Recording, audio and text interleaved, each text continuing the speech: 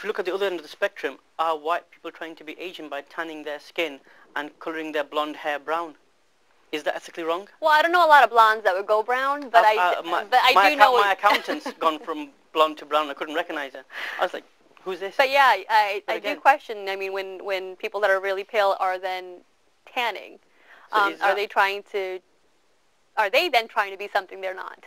I think it comes down to, like, maybe not being ashamed, but, like, there is this dislike, but the main thing is we need to question why, and I don't have the answers, to be honest. Seema, why don't you have the answer to why? Well, I'm still researching it, that's why. I think because everyone's perspectives are different. Like, for me, I sort of relate it more to the history rather than sort of beauty, because I believe, like, looks can be very deceiving. Someone could be, you know, obviously that is someone, you know, you've got to be attracted to someone based on what they look like, right? But sometimes I think with a lot of people, especially myself, I think looks aren't everything.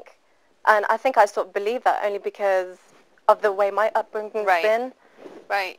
Now, I think so you're saying that we're putting the emphasis on the wrong thing. Instead of saying, oh, I'm looking for a wife that's intelligent, articulate, witty, charming. No, we want somebody that's 5'9", white-skinned, hair down to their waist, and can cook. So are we just putting the importance on the wrong thing here? You couldn't really walk around with a sticker on your head saying, I can cook and I'm intelligent, could you? Well, yeah, you can. You could try it, but you'd look stupid. But the fact is, people want to attract people. Women want to attract men. Men find lighter-skinned women more attractive, and therefore it works. Well, men also like women that have been enhanced surgically, right? So would you then... There's a demand for that. Well, so if there was a lotion or potion that can do that, would you encourage that too? We actually have developed something that already does that. God, really?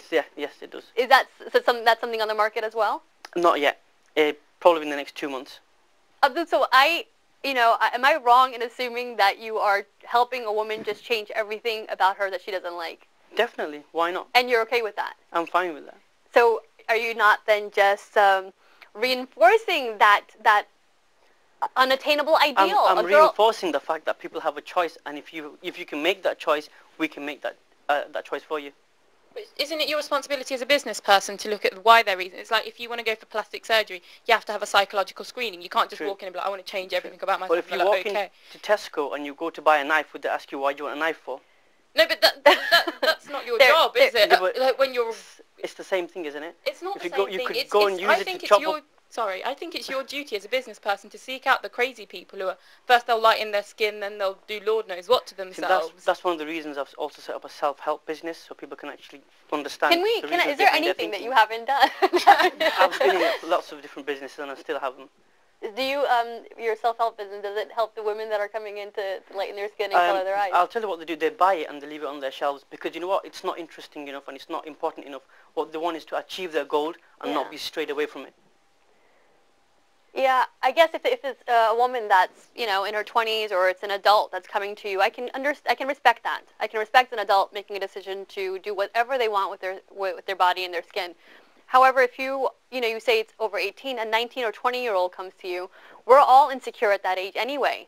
So instead of telling that 19 or 20-year-old, listen, just be okay with who you are, be comfortable in your own skin, you're saying, look, you're not happy with the way that you look, change it. Yeah, what will we do? We tell them, look, your skin's always changing. But by law, if they want something from us, we cannot refuse service. So we have to give it to them unless they're under 18. Abdul, just a quick question. Majority of your customers, are they female, or what's the percentage of female? More than 90% female. But isn't that saying something already? Yeah, exactly. Yeah, women want to change themselves. Yeah, but they're changing themselves for men. They are. So I mean, if women are changing themselves, they're doing it to make men happy. So is this a problem with men or is it a problem with women? It's a problem with us. No, I think it's a problem with us as a whole. Not just, obviously, if a woman is going to do something, we're hoping that she's intelligent enough to make this decision. But it's a problem for both men and women that we can't just be happy with the color of our skin. We're Asian. We're meant to be brown. That's the color that we are. Most of us are meant to be brown.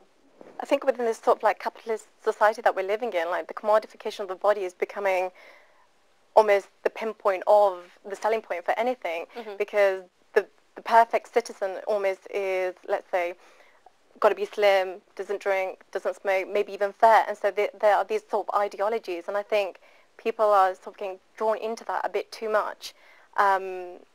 And maybe a lot of audiences are quite passive and don't really read into it. And because I study it, I can... You can look at it from a different point. Yeah, exactly. And I think that's where they are really being manipulated. Well, I respect both of you for being here and being true to who you are and what you believe. Thank you, Abdul, for joining us. Thank you, Seema, for voicing your opinions.